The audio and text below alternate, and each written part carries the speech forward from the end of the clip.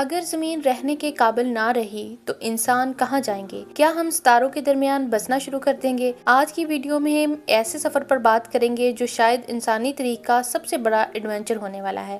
ہم بات کریں گے پلانٹ مارس یعنی مریخ کی، جہاں زندگی کی تلاش جاری ہے، اور ذکر کریں گے ایلون مسک کے اس جنون کا جو انسانوں کو ملٹی پلانٹری بنانا چاہتا ہے۔ سائنٹسٹ کی نظر میں مریخ وہ واحد جگہ ہے جہاں انسانوں کے بسنے کا تھوڑا بہت امکان موجود ہے، اگرچہ وہاں کا ایٹماسفیئر بہت پتلا ہے اور آکسیجن کی کمی ہے، لیکن وہاں کی زمین میں جمی ہوئی برف اور دن کا دورانیہ زمین سے ملتا جلتا ہے۔ مریخ پر ایک دن 24 گھنٹے اور 39 منٹ کا ہوتا ہے، لیکن سب سے بڑا چیلنج وہاں کا شدید ٹھنڈا ٹمپریچر اور خطرناک ریڈیشن ہے، جس سے بچنا ایک مشکل کام ہے۔ جب ہم مریخ کی بات کرتے ہیں تو ایک نام سب سے نمایاں ہے، ایلون مسک۔ ان کی کمپنی اسپیس ایکس کا مقصد صرف سیٹلائٹ بھیجنا نہیں بلکہ مریخ پر ایک شہر بسانا ہے۔ مسک کا ماننا ہے کہ اگر انسانوں کو اپنی نسل بچانی ہے تو ہمیں زمین سے باہر نکلنا ہوگا۔ اس کے لیے وہ اسٹار شپ نامی دنیا کا سب سے طاقتور راکٹ تیار کر رہے ہیں، جو ایک وقت میں سینکڑوں انسانوں اور ٹنوں کے حساب سے